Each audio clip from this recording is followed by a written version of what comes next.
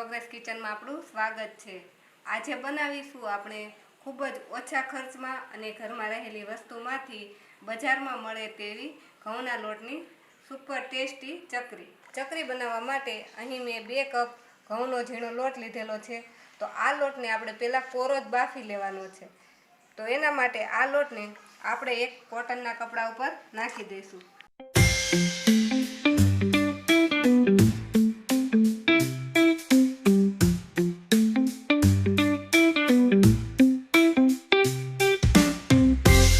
પછી આ કપડાને આપણે આવી રીતે બાંધી લઈશું।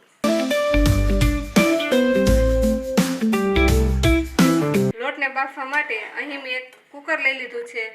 તેમાં આપણે 1 ગ્લાસ પાણી નાખી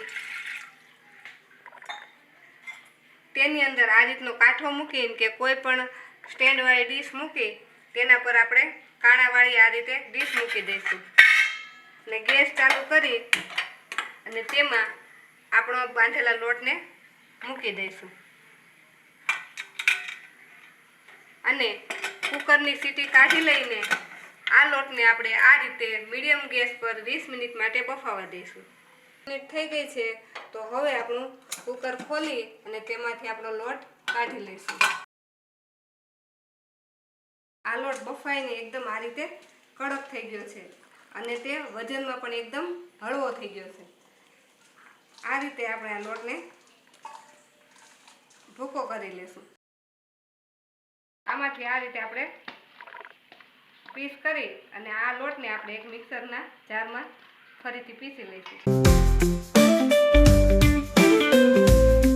આ લોટને આપણે હવે ચાળી લઈશું।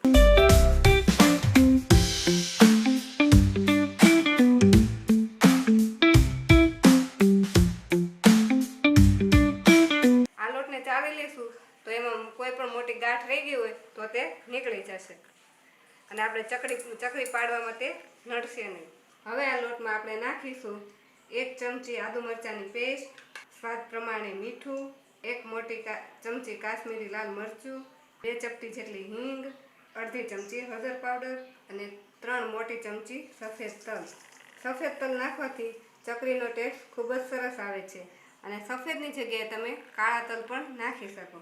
હવે તેમાં નાખી દઈશું 2 ચમચી તેલ। ચકરી બનાવવા માટે આપણે અત્યારે તેલનો ઉપયોગ ઓછો કરીશું। જો આપણે વધારે તેલ નાખીશું તો ચકરી બનાવતી વખતે આપણી ચકરી તૂટી જશે। હવે આ બધી જ વસ્તુને આપણે સારી રીતે મિક્સ કરી લઈશું।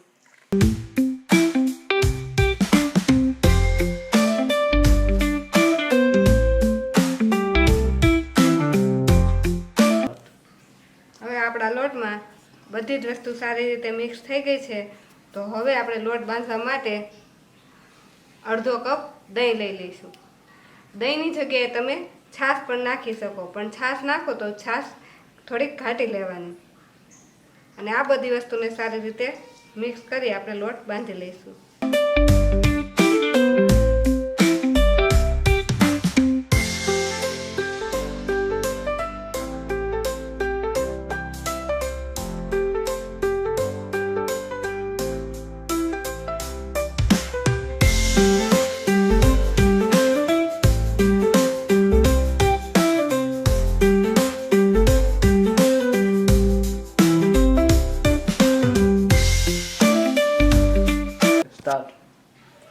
જો દહીં નાખવાથી આપણો લોટ આટલો બંધાઈ ગયો છે પણ આમાં આપણે થોડુંક હજુ પાણી નાખવું પડશે। તો હવે આપણે જેટલું ઘટશે તેટલું થોડું થોડું કરીને પાણી ઉમેરતા જઈશું અને લોટ બાંધતા જઈશું।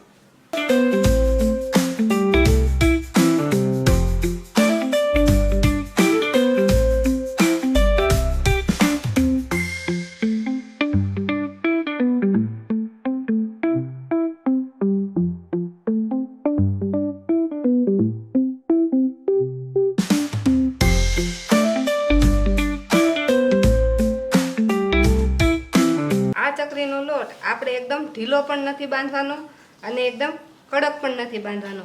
જો ઢીલો બાંધીશું તો આપણે જ્યારે ચકરી તળશું ત્યારે તે અંદરથી ક્રિસ્પી નહીં થાય અને જો બહુ કઠણ લોટ હશે તો તે આપણે જ્યારે ચકરીનો શેપ આપશું ત્યારે તે તૂટી જશે।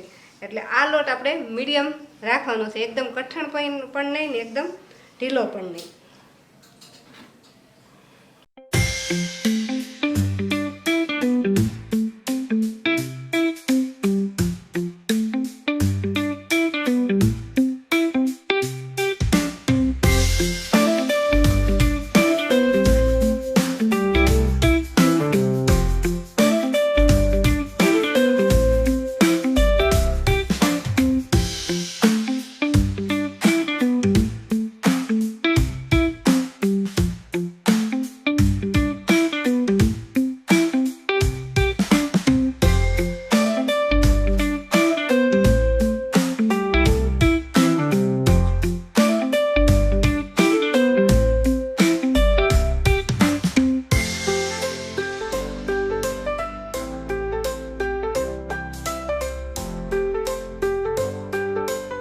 રીતે આપણો લોટ બંધાઈને રેડી થઈ ગયો છે. તેને આપણે આ રીતે થોડોક ઢીલો બાંધવાનો છે.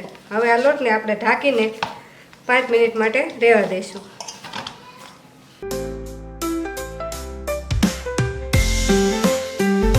ચકરી બનાવવા માટે મેં અહીં જે સેવ અને ગાંઠિયા પાડવાનો સંચો આવે છે તે લઈ લીધો છે અને તેમાં આપણે આ સ્ટારની જે ફૂદડીવાળી ચકરી હોય તે આપણે એમાં ચડાવી દઈશું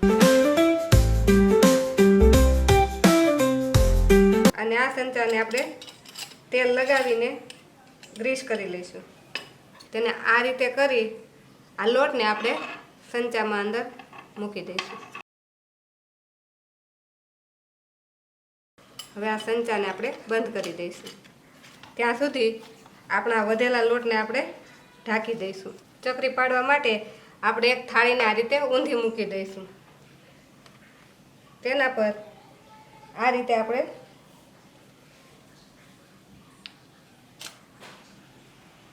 સંચાને ગોળ ફેરવતા ફેરવતા આપણે ચકરીને કાઢી દઈશું.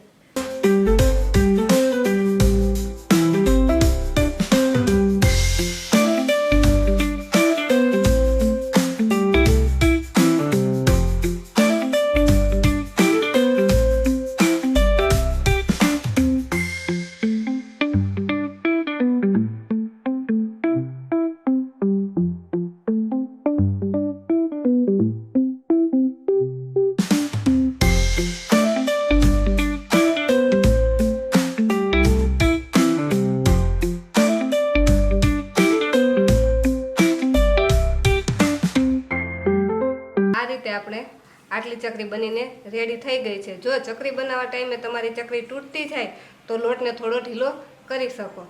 તો હવે આપણે આટલી ચકરીને તળી લઈશું. ચકરીને તળવા માટે અહીં આપણે તેલ ગરમ મૂકી દીધું છે. તો હવે તેલ ગરમ થાય એટલે આપણે આમાં ચકરીને તળી લઈશું. આપણું તેલ ગરમ થઈ ગયું છે કે નહીં તે ચેક કરવા માટે આપણે તેમાં એક ચકરીનો ટુકડો નાખીશું. જો ચકરીનો ટુકડો ધીમે ધીમે થોડી જ વારમાં ઉપર આવી જાય તો આપણું તેલ બરાબર ગરમ થઈ ગયું છે. અને જો ચકરીનો ટુકડો નાખતાની સાથે જ ઉપર આવી જાય તો આપણે તો તેલને થોડુંક પહેલાં ઠંડુ થવા દઈશું. જો તરત જ ઉપર આવી જશે તો ચકરી ઉપરથી લાલ થઈ જશે અને અંદરથી કાચી રહેશે. તો આપણે તેલ અત્યારે બરાબર જ ગરમ થઈ ગયું છે. તો હવે આપણે તેમાં ચકરીને એડ કરી દઈશું.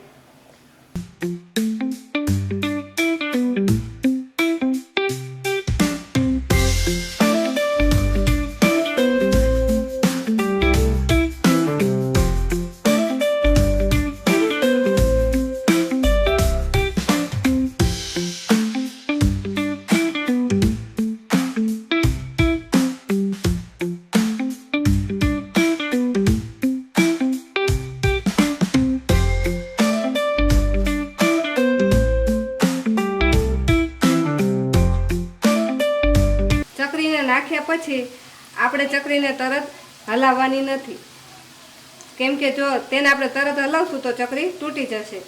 અને થોડી થોડી તળાય પછી જ આપણે ગેસની ફ્લેમને ધીમી કરવાની છે. થોડીક વાર માટે આપણે ગેસ પણ ફૂલ જ રહેવા દઈશું. જો આ ચકરીને આપણે ધીમા ગેસે તળશું તો એ બધું તેલ એબ્ઝોર્બ કરી લેશે અને બહુ તેલવાળી બનશે. હવે આપણી ચકરી સારી રીતે સેટ થઈ ગઈ છે. તો હવે આપણે ગેસની ફ્લેમ ધીમી કરી નાખશું અને બધી જ ચકરીને આપણે પલટાવી લઈશું.